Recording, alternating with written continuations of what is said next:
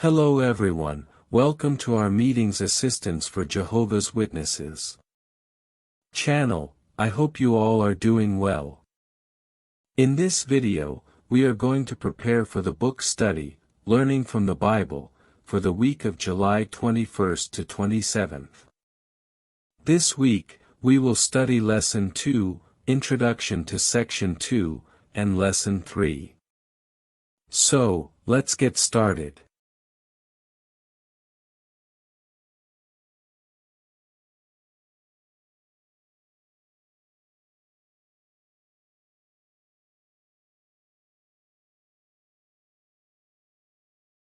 Lesson 2.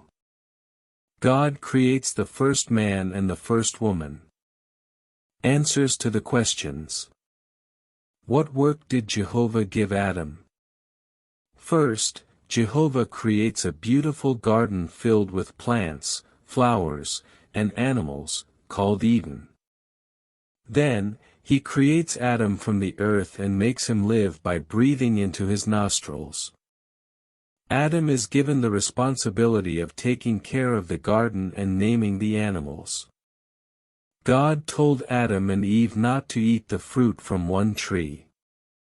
What would happen if they disobeyed?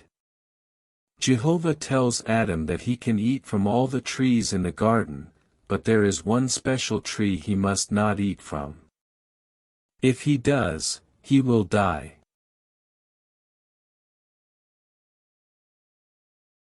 Additional comments. Eve, Adam's wife. Jehovah sees that Adam needs companionship, so he creates Eve using one of Adam's ribs while he is sleeping. When Adam sees her, he is very happy because now he has someone like him. The mission of Adam and Eve, Jehovah gives them the task of having many children and filling the earth, in addition to working together to make the earth as beautiful as the Garden of Eden. Creation in the image of God, Genesis 1, 27-31. God created man and woman in his image and likeness. This means that humans have special dignity and are different from animals. God gave them the responsibility to rule over the earth, take care of the animals, and make it prosper. They not only have the right but also the duty to take care of and manage the world according to what God has established. The breath of life in Adam, Genesis 2, 7-9.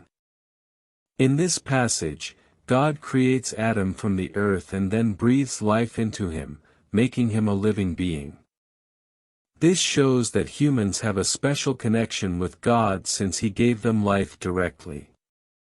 Then, God places Adam in the Garden of Eden, a place full of beauty and resources, where Adam is tasked with taking care of the garden and enjoying its fruits, reflecting the trust that God has in him. The creation of the woman, Genesis 2, 15-23. After Adam was alone in Eden, God decides to create Eve. He creates her from one of Adam's ribs, which indicates that she is equal to him, neither superior nor inferior, but a perfect companion for him. Eve was made so that both could work together, living in harmony and fulfilling the mission that God gave them to fill the earth. This shows the importance of equality, unity, and collaboration in human relationships. Dominion over creation, Psalm 115, 16. This verse reminds us that although God is the Lord of everything, the earth was given to humans to care for. Humanity has the responsibility to manage the world in a way that is good, just, and respectful of creation. The command to take care of the earth does not mean that we can do whatever we want with it, but that we must act as good stewards, respecting the order that God has put in place in the world. The purpose of marriage, Matthew 19, 4-6. Jesus cites the creation of Adam and Eve to explain that marriage is a union established by God.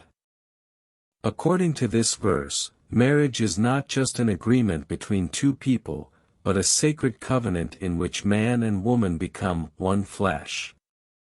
This emphasizes that marriage has a divine purpose, where both, man and woman, must live together in unity, respect, and love, fulfilling God's plan for their lives.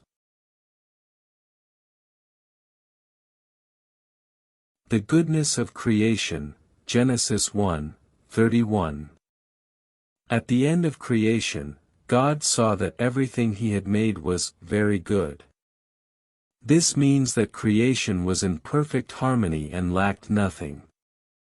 Humanity, as the most important part of that creation, was designed to live in a perfect world, enjoying a direct relationship with God and the rest of creation.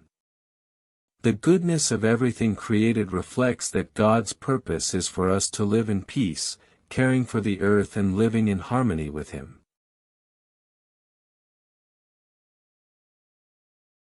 Introduction to Section 2. The struggle between good and evil. Since the beginning of human history, there has been a struggle between good and evil. Some people, like Adam, Eve, and their son Cain, chose to do evil. But others, like Abel and Noah, chose to do good and follow God.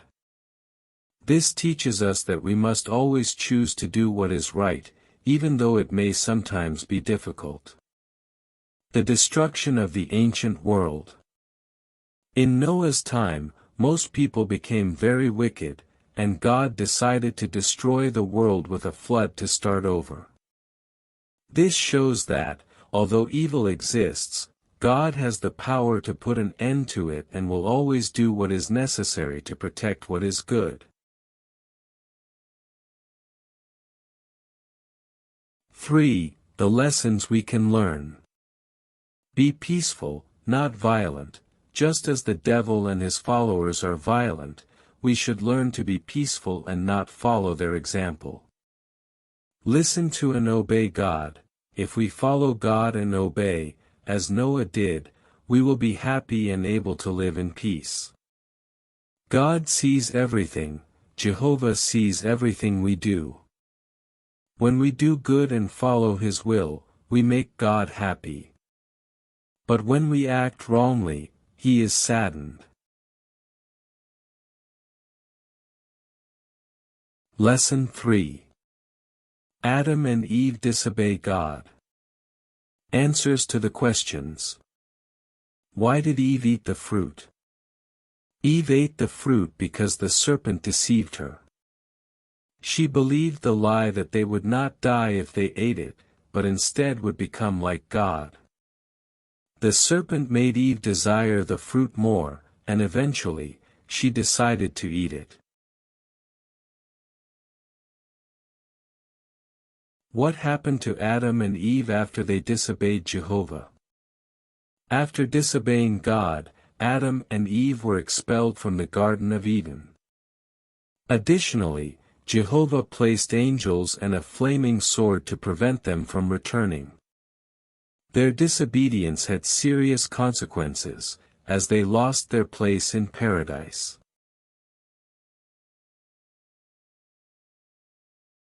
Who is Satan? Satan is an evil angel, also known as the devil. He was the one who deceived Eve by masquerading as the serpent. His goal is to lie and deceive people, leading them to do evil things. In the future, Jehovah will destroy him so he can no longer deceive anyone. Additional comments. Genesis 3.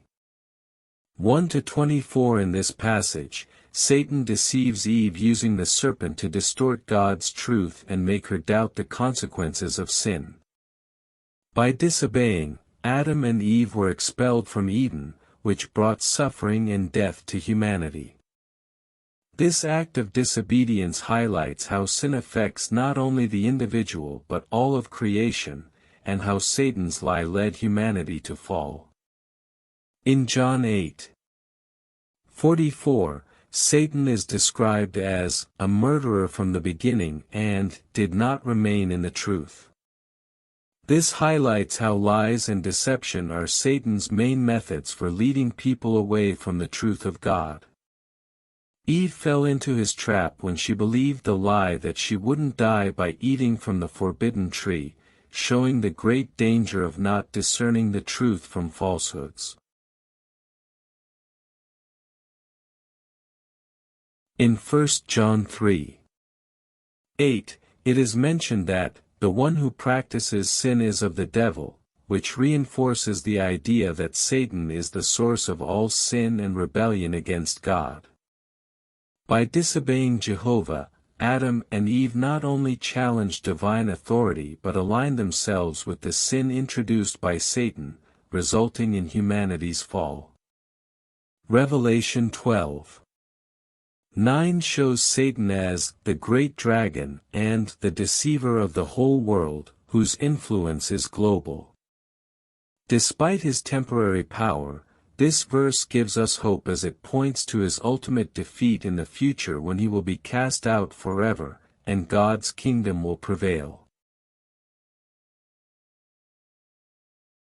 Well, these have been the practical answers about this week's congregation book study. I hope they are very helpful to you, my dear brothers and sisters.